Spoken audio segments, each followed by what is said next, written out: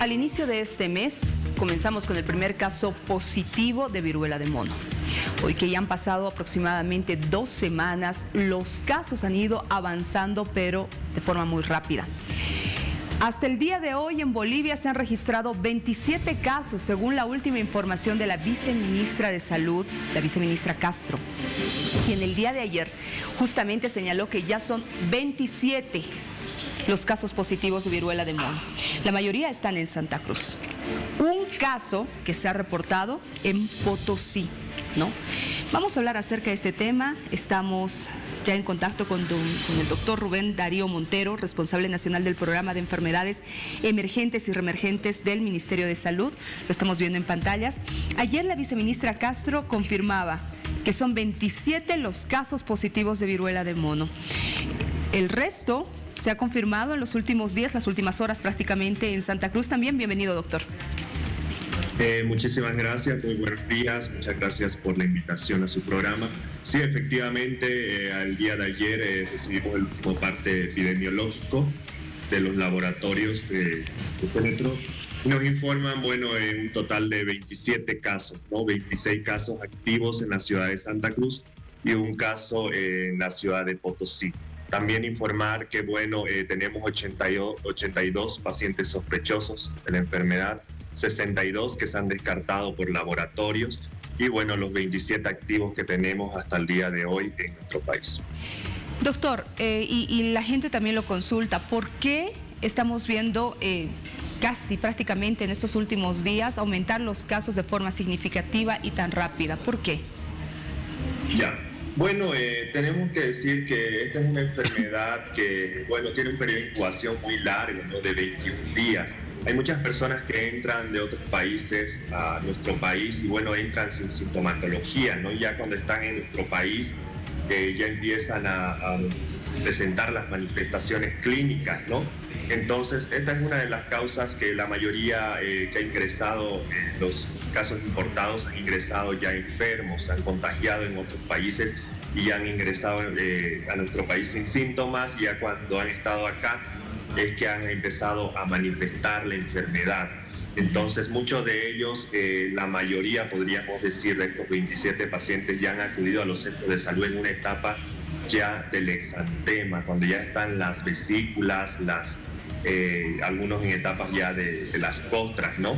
Entonces, todo este periodo exantemático es el periodo de más transmisibilidad de la enfermedad, cuando tienes las lesiones en la piel. Entonces, la mayoría ya acude en esta etapa donde han estado ya mucho tiempo en contacto con muchas más personas. Entonces, ahí es donde se han contagiado en nuestro país a otros ciudadanos, sobre todo de Santa Cruz, ¿no? Entonces, eso es muy importante, que nosotros, si venimos de otro país o hemos estado en contacto con pacientes sospechosos de la enfermedad, sea en nuestro país o fuera, tomemos conciencia, ¿no? Acudamos a los centros de salud, y bien empecemos a presentar algún síntoma como fiebre, dolor de cabeza, dolor lumbar, decaimiento. Cualquiera de estos síntomas, nosotros tenemos que ir a los centros de salud para que se haga un diagnóstico a tiempo, temprano, nosotros podamos hacer el seguimiento de los contactos y poder cortar la cadena de transmisión. Doctor, ¿es posible que existan más casos? Pero lo que usted señalaba, y también autoridades, es que mucha gente está ocultando la información, los síntomas. Así es. Como le digo, tenemos más de 80 pacientes sospechosos todavía de la enfermedad. O sea, todos los contactos que han tenido contactos con estos pacientes positivos ya se consideran sospechosos, ¿no? Y ellos tienen que estar aislados hasta 21 días como mínimo, hasta ver si en algún momento la enfermedad empieza a evolucionar o aparecer los primeros síntomas. Entonces, y como usted decía, hay muchas personas que sí nos ocultan la información, no nos dicen todos los contactos que han tenido, y entonces ahí es donde la información no llega como debe ser y no se hace seguimiento a muchas personas.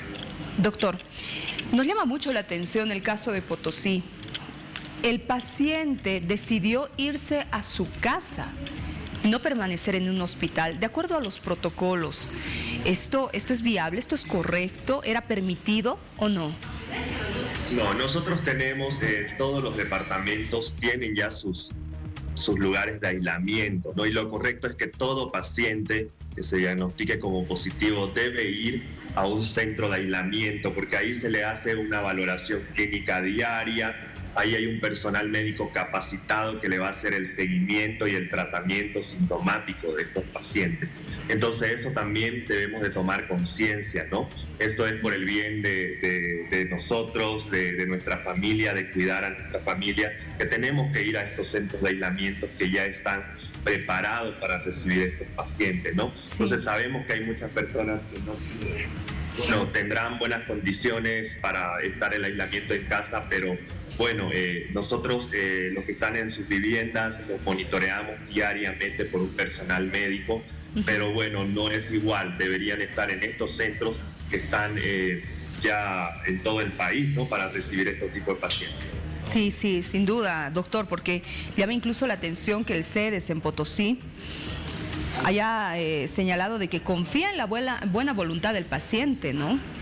Bueno, la recomendación sería que él esté aislado, según lo que nos dice también el especialista Rubén Darío Montero.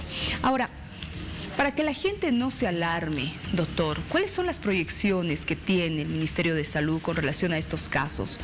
¿A cuántos podríamos llegar y si existe un pico, por ejemplo, al igual que el coronavirus o no?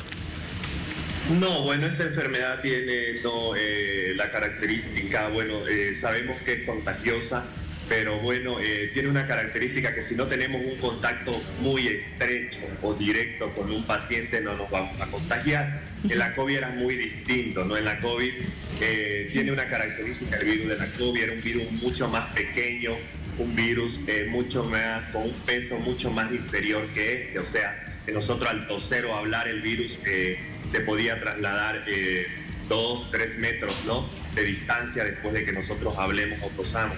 En este caso no, este virus es mucho más grande, este virus es mucho más pesado, o sea, no puede viajar muchos metros, ¿no? De distancia entre un paciente a otro.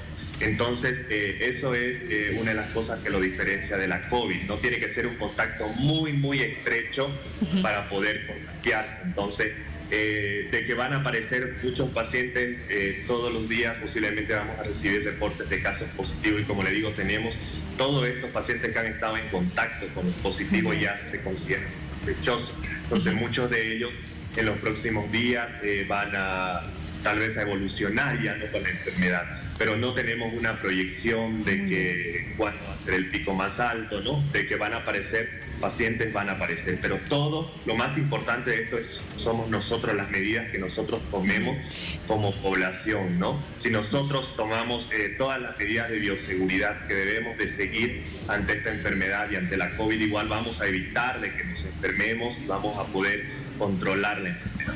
Doctor, cierro con esto, por favor. Si es que en algún laboratorio privado me dicen, yo le hago la prueba de viruela de mono y le entrego sus resultados en unas horas. Esto es falso, ¿no, doctor? ¿Quiénes están autorizados para hacer las pruebas y dar los resultados en todo caso? Ya, no hay ningún laboratorio, porque hasta estos momentos el Ministerio de Salud no ha autorizado a ningún laboratorio particular para realizar este tipo de toma de muestras, ¿no? Y dar un diagnóstico. Solamente los únicos laboratorios en todo el país que están autorizados son el laboratorio de Cenetrop y del INLAS, así que bueno, decirle a la población de que sea algún laboratorio, eso es ilegal porque no está autorizado hasta estos momentos por parte del Ministerio de Salud realizar ninguna otra prueba en ningún otro laboratorio, ya que la información nos puede ser que se nos salga de control la enfermedad por esto, no porque se hagan en laboratorios particulares, no se informen a las instancias correspondientes, no se haga seguimiento a estos pacientes, entonces el contagio va a ser mucho peor. Entonces, eso decirle a la población, solamente son esos 2 laboratorios que están autorizados en el país, no hay otro laboratorio hasta estos momentos. Muy bien, le agradezco mucho al doctor Rubén Darío Montero, responsable nacional del programa de enfermedades emergentes y reemergentes del Ministerio de Salud, por haber hablado con nosotros sobre este tema. Y a todos mantener la calma y las medidas de bioseguridad. Que tenga un buen día, doctor, gracias. Muchísimas gracias, buenos días para usted.